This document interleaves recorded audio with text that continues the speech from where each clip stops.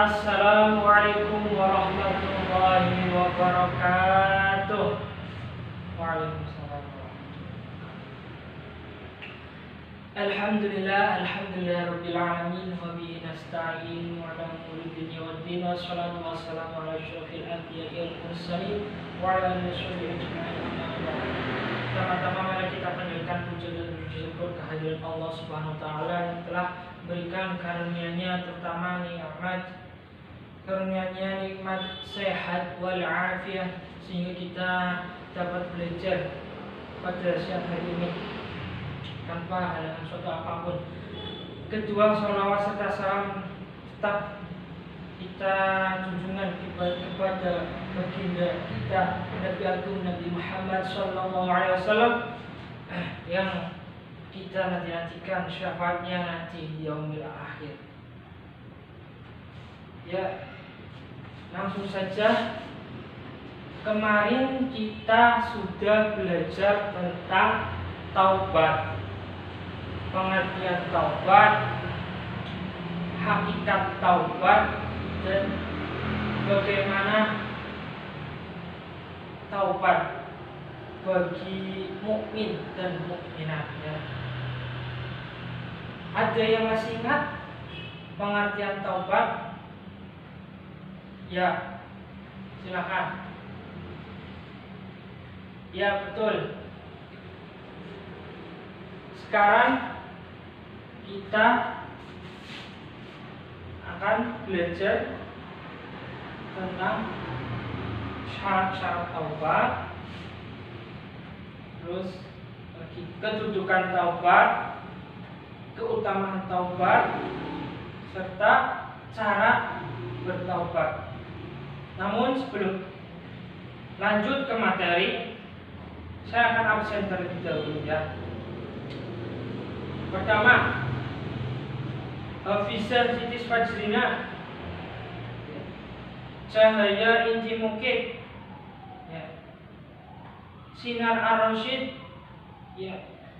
Siti Ainun, hadir ya. Inayah Syawaliyah, hadir. Ya. Karisma Aulia Putri, ya, hadir. Ya, baik, hadir semua ya hari ini. Baik, saya akan lanjut ke materi yang selanjutnya, yaitu syarat-syarat taubat.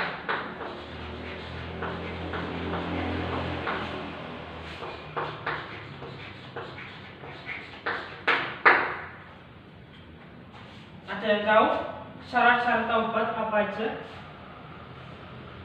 Oh iya, belum tahu ya. Ya, ini saya kasih tahu. Ya, saya kasih paham. Adapun syarat-syarat taubat, silakan bisa dibuka LKS-nya, itu ada di LKS-nya. Nanti saya bacakan ya syarat-syaratnya. Yang pertama, Islam. Mengapa orang Islam? Ya, karena orang kafir tidak diampuni dosanya sebelum dia masuk Islam ya. Yang kedua, menyesali dosanya ya. Yang ketiga, menyadari kesalahan atau mengakui dosanya. Yang keempat, ikhlas melakukannya, bukan untuk tujuan dunia atau kepentingan dunia. Yang kelima, memohon ampun kepada Allah dengan memperbanyak membaca ya istighfar. Yang keenam, berjanji tidak akan mengurangi. Yang ketujuh, menutupi kesalahan dengan perbuatan yang terpuji atau amal-amal soleh ya.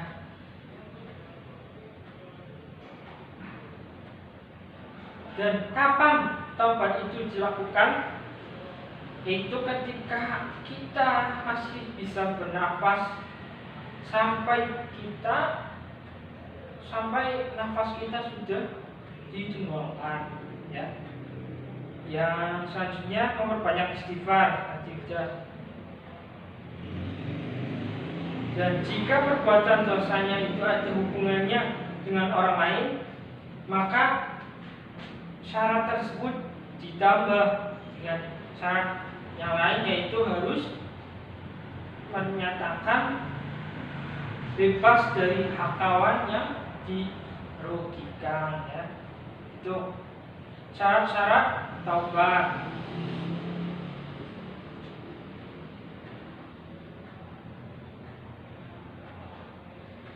Yang selanjutnya, yang pertama, kedudukan taubat.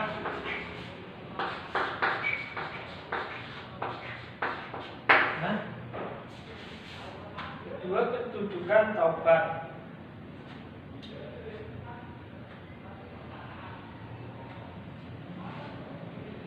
Kedudukan taubat menurut Ibnul Qayyim adalah kedudukan yang pertama, pertengahan, dan terakhir. Mengapa? Karena hamba yang meniti jalan menuju Rabbnya tidak akan menjauhinya dan selalu menetapinya sampai mati, gitu ya. Paham ya? Jadi taubat adalah langkah awal dan langkah akhir seorang hamba. Kebutuhan dirinya terhadap taubat di akhir perjalanan sangatlah diperlukan. Bagaimana halnya kebutuhan di awal perjalanan juga sangat besar. Bagi orang mukmin, taubat itu hukumnya wajib. Dalil Al-Quran dan As-Sunnah saling mendukung. Seperti di surat An-Nur ayat 31, Allah berfirman, yang artinya, bertaubatlah kamu sekalian kepada Allah, hai orang-orang yang beriman, supaya kamu beruntung. Ya. Di surat At-Tahrim juga Allah berfirman, yang artinya, hai orang-orang yang beriman, bertaubatlah kepada Allah dengan taubatan nasuha. Apa itu taubatan nasuha? Pak, saya tahu. Nah, saya tahu. Taubatan nasuha yaitu taubat yang sebenar-benarnya taubat, yang tidak akan mengulangi perbuatan dosa lagi, ya. Taubatan nasuha itu disertai dengan berjanji kepada Allah bahwa ia tidak akan mengulanginya lagi dan menyesali semenyesal-menyesalnya, itu ya, paham ya? Yang selanjutnya yaitu keutamaan taubat.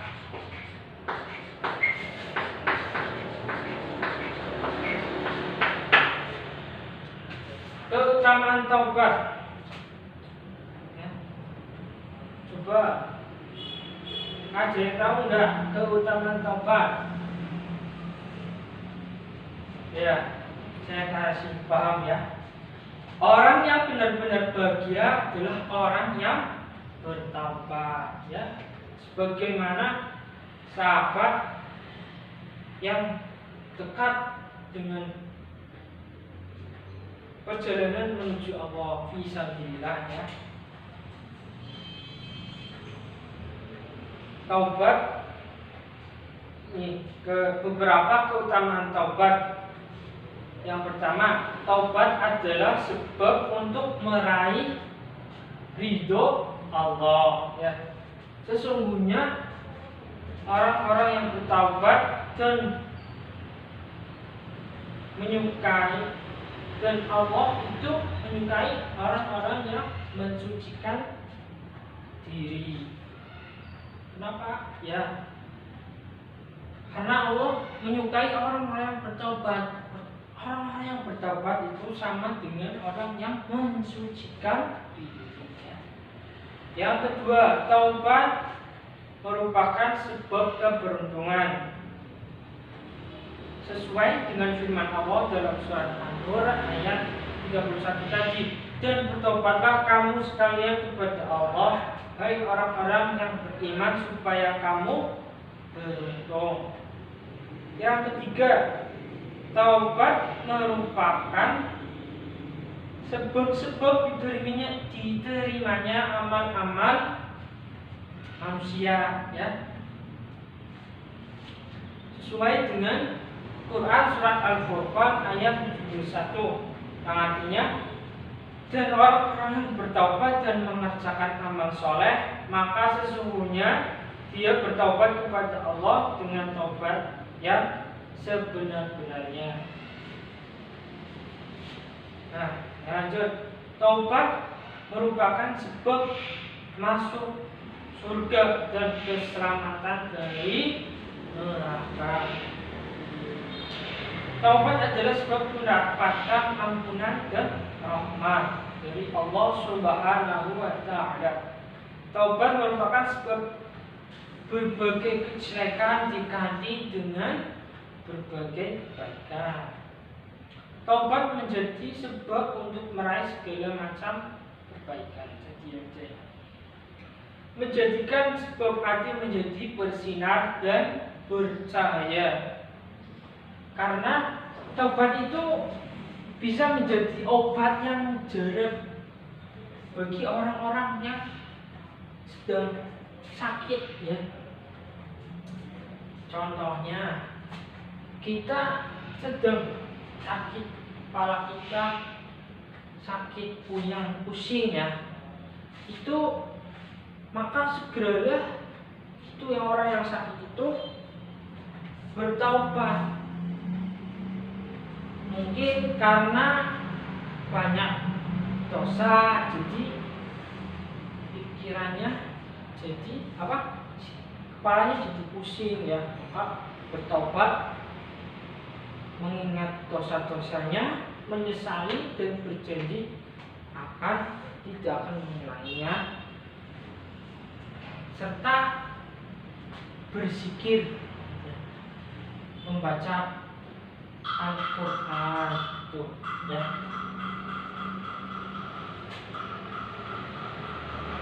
Selanjutnya, keempat, cara untuk bertaubat.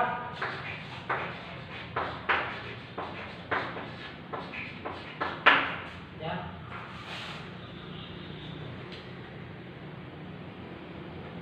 Coba bisa sebutkan cara-cara bertobat.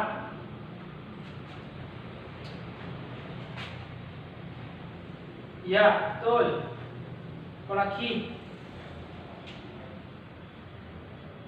Ya, betul. Coba Inayah Syawaliyah, coba disebutkan cara-cara untuk bertobat apa aja. Ya, betul. Ya, jelaskan lagi, tadi sudah saya sampaikan, tapi saya jelaskan lagi. Yang pertama, menyesali dengan sungguh-sungguh. Yang kedua, meninggalkan dosa yang telah dilakukan. Seperti banyaklah dosa zina, dosa riba, fitnah, apa aja. Terus ketiga, bertekad tidak mengulangi kembali, ya, tadi disebutkan. Yang keempat, mendekatkan diri kepada Allah Subhanahu wa Ta'ala dan memperbanyak amal soleh. Yang kelima, sholat taubat. Bagaimana? Yaitu mengerjakan sholat taubat di pertengahan malam atau dini hari, ya. Itu seperti sholat tahajud. Sebelum kita sholat tahajud, kita sholat taubat dulu, ya. Karena dalam riwayat ada yang menjelaskan bahwa tidak akan diterima sholat seorang hamba jika dia belum melaksanakan sholat taubat. Ya. Yang keenam, mencari lingkungan yang baik. Ya, mencari lingkungan yang baik. Seperti kita mengunjungi pengajian-pengajian, mengunjungi sholawat itu, ya. Dan yang ketujuh, rahasiakanlah.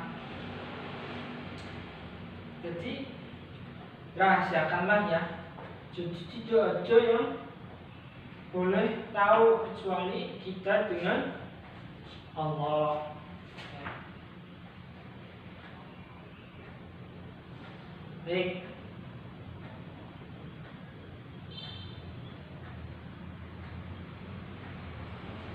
Sekarang untuk kelompok, ya, untuk 5 kelompok yang terdiri dari 2 anak. Jadi 4 kelompok aja, 4 kelompok ya. Ini untuk mendiskusikan materi yang ini 1, 2, 3, 4 ini. Ini untuk kelompok 1, 2, 3, dan 4 ya. Silahkan didiskusikan ini. Nanti saya tanya satu persatu di antara kelompok kalian. Baik, paham? Siap, lakukan.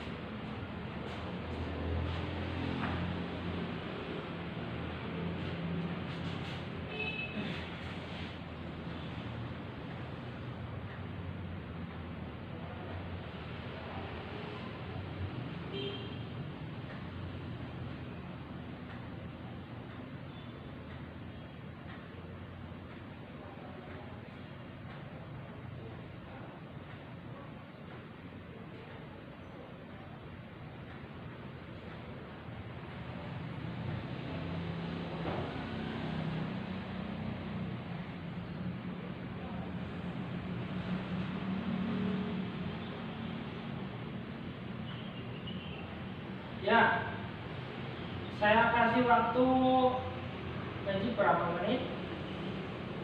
2 menit ya. Silakan dimanfaatkan dengan baik ya.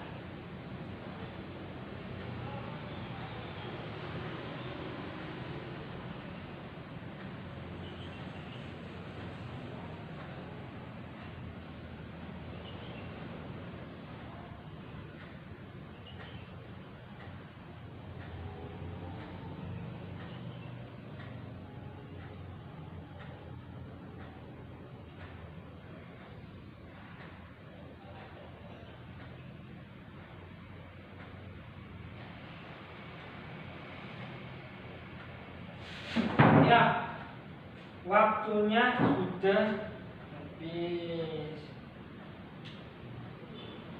Coba tutup bukunya semua.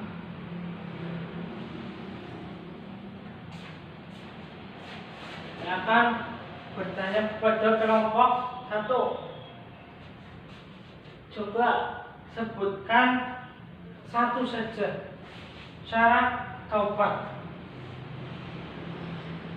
Ya, betul. Sekarang kelompok 2, kedudukan taubat menurut surat An-Nur ayat 31. Coba bacakan dan artikan.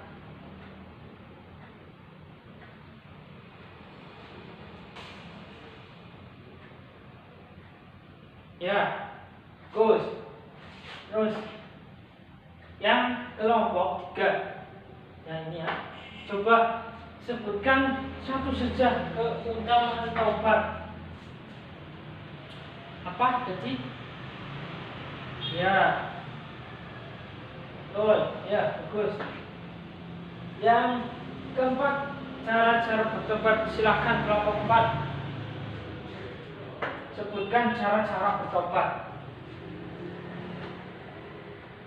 Ya, menyesali, ya. Berjanji. Ya, apa lagi? Surat Taubat. Ya. Ya, bagus. Sudah semua ya. Baik. Untuk tugas kali ini adalah mengerjakan LKS halaman 36. Silahkan untuk dikerjakan. Nanti dikumpulkan di meja saya. Ya. Akhirul kalam, Allahul muwaffiq ila aqwamit thoriq. Wassalamualaikum warahmatullahi wabarakatuh.